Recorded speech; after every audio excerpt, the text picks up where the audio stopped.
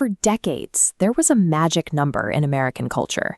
If you could just hit that six-figure mark, you had made it.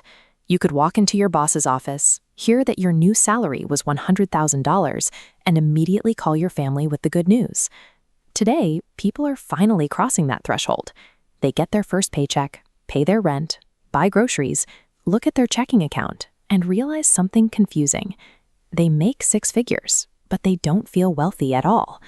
It is easy to blame this on bad budgeting or buying too much coffee, but the reality is that a $100,000 income today competes with structural costs that previous generations simply didn't face.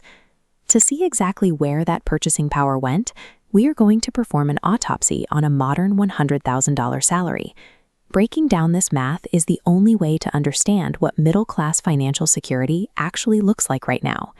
Let's start with the most common mistake. $100,000 is your gross income.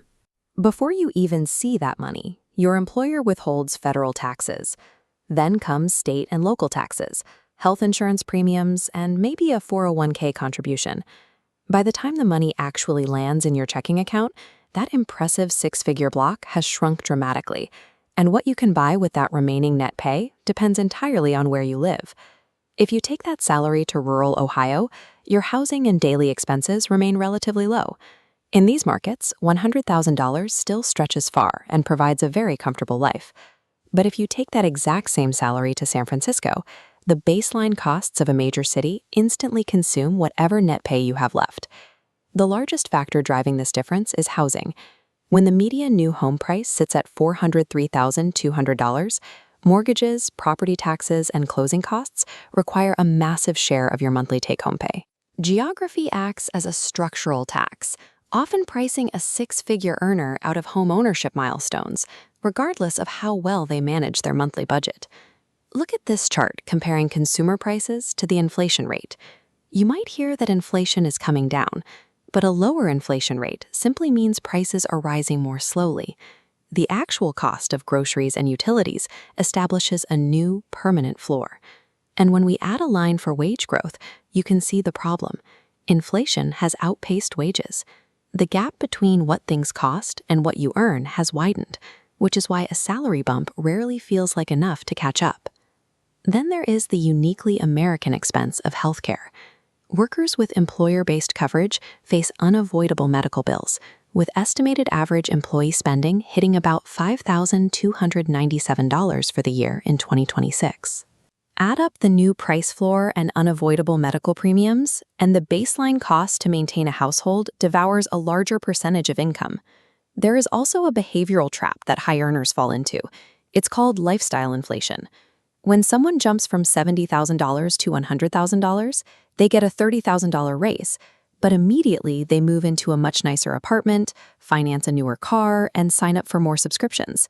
They feel wealthier because their gross income went up, but their actual available cash flow has decreased. They are making more money than ever, yet they are still living paycheck to paycheck.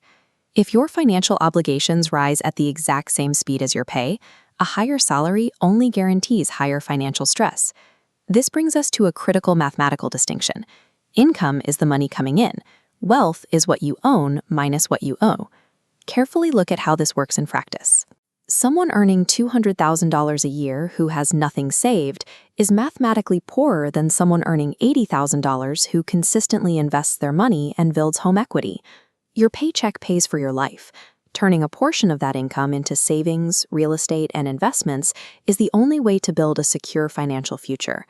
A massive salary is an illusion if it simply flows right back out to cover bills.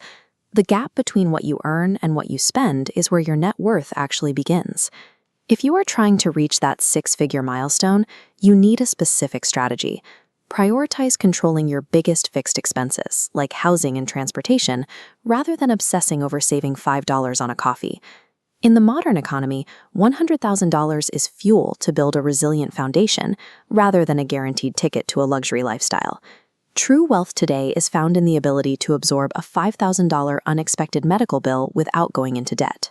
That level of flexibility is more valuable than any flashy status symbol. Because geography dictates so much of this math, tell me in the comments, what salary do you think someone needs to feel financially comfortable in your city? because $100,000 in New York is an entirely different life than $100,000 in Texas.